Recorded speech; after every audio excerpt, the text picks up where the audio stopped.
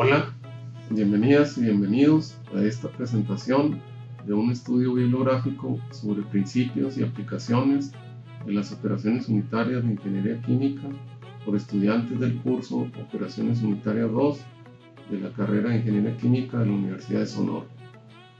En esta sesión escucharemos la exposición sobre un tema relacionado con humidificación, absorción, secado o evaporación, que son las operaciones unitarias tratadas en este curso.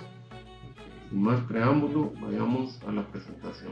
Bueno, pues buenos días, compañeros. Mi nombre es Palacio y les voy a hablar acerca del artículo que me tocó, que se titula Experimental del rendimiento de una torre de mecánica con lecho empacado y contraflujo.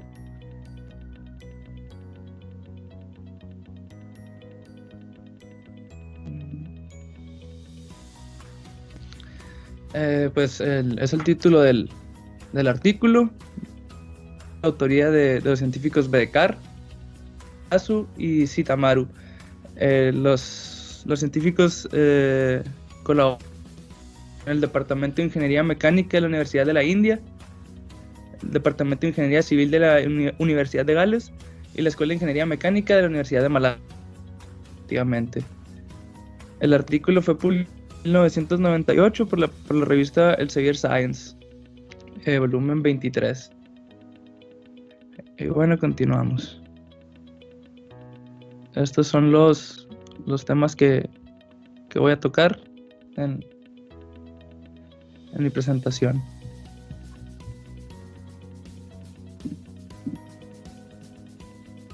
Bueno, tenemos la introducción.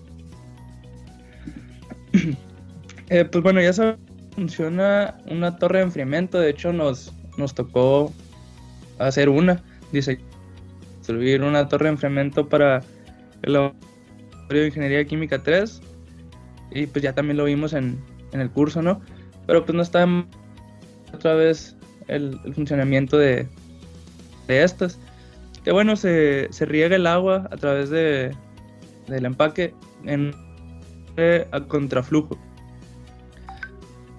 Cae el agua y en la parte posterior, en la parte de arriba, hay un ventilador que succiona el aire. Entonces es lo que hace que el calor y la masa se transfieran y el calor del agua disminuye y la del aire aumenta. Y pues para que más rápido se agrega o se añade a la torre lo que son los lechos empacados y fluidizados.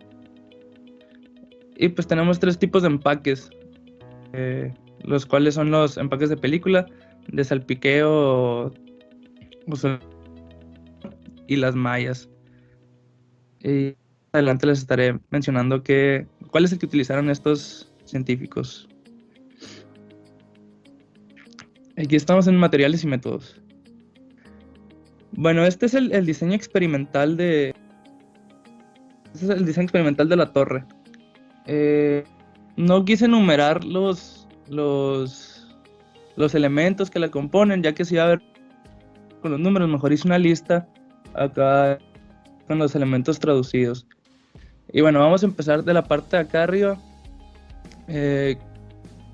Psicrómetro, que no es más un termómetro de bulbo húmedo y uno de bulbo seco. Tenemos el motor, ventilador que les mencioné anteriormente. Tenemos las paletas guía de control del aire, son las que van a controlar el nivel del. Tenemos un empaque que es lo que hace que evita las vibraciones. Un dispersor, el sistema de riego. Después tenemos el empaque de película, como les mencioné. A ver cómo era. Porte del empaque, otra malla, y tenemos aquí el depósito de agua ya enfriada, ¿no? Acá en la parte izquierda tenemos el depósito de agua caliente donde se está calentando. O sea, aquí tenemos la temperatura ambiente, digamos, y aquí pues, las bobinas de calentamiento que se utilizan para que se caliente el agua hasta el medidor de válvula de control, la bomba, tenemos un barómetro y un medidor de orificio que también sirve para medir el caudal de aire y agua respectivamente con sus niveles, ¿no? Este es el esquema de los empaques que se utilizaron de forma vertical. Bueno, me regreso. Pues como se riega el agua por aquí, que está conectado al cabezal de 40 centímetros. No, 40 metros, perdón. No, sí fueron centímetros. Está conectado y pues ya se echa a andar, se enciende el motor y el ventilador de igual manera se empieza a regar y hasta que acá en el depósito está la temperatura ya o sea, hasta que se alcanza el estado estable, hasta que la temperatura constante y el flujo de aire y agua es el mismo también. Así es como funciona esto.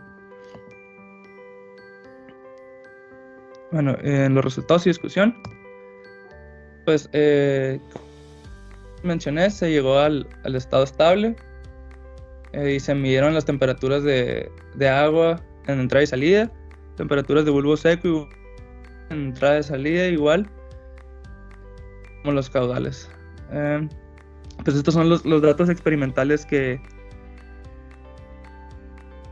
utilizaron los ¿verdad? Y ya pues los resultados están obtenidos en términos de características de la torre, que no es más el rendimiento de la torre, temperatura de salida del agua, relación de caudal agua y aire, que es la relación LG, y la eficiencia. Y para calcular o para obtener el rendimiento de la torre de enfriamiento, los autores utilizaron esta ecuación.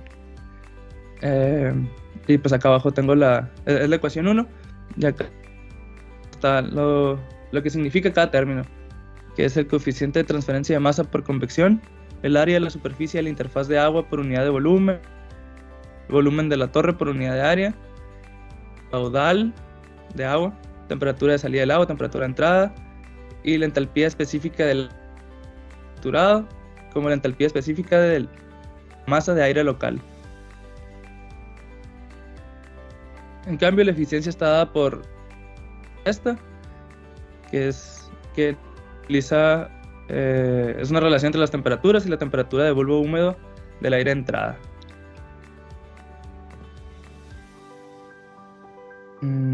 Aquí tenemos pues los gráficos que obtuvieron. En la figura 3 se puede apreciar que hay un aumento de la temperatura del agua, que es bastante pequeña con relaciones de LG bajas, y a medida que aumenta esta de LG, cómo cambia repentinamente. Hay un cambio verdaderamente significativo ahí en las curvas, y pues para obtener un mejor rendimiento del agua, el agua tiene que enfriarse a la temperatura de bulbo húmedo, y es por eso que se da tan grande el cambio ahí, o se puede apreciar mejor.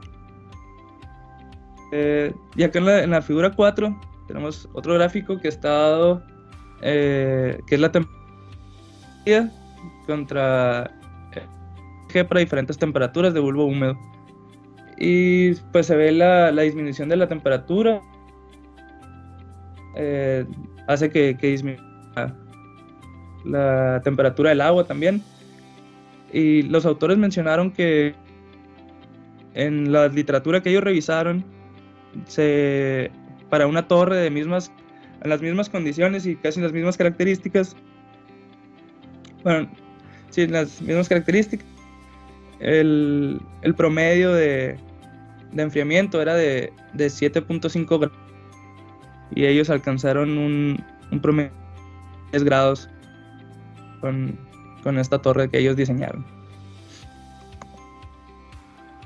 Acá tenemos ya los gráficos en función de características de la torre, que como ya les mencioné, pues no es más que el rendimiento de esta, ¿no? La relación LG para diferentes temperaturas del agua de entrada. Y aquí pues también mencionan que un rendimiento bajo o que ya esperaban este tipo de comportamiento de que disminuyera el rendimiento con de la relación LG. Ya lo habían revisado y era lo que esperaban. Era su pronóstico. Y aquí en la 6 pues tenemos la eficiencia en función de la relación LG para las distintas temperaturas del agua. Y aquí se nota la diferencia en la primera, con la curva que está hasta arriba, que es la temperatura centígrados.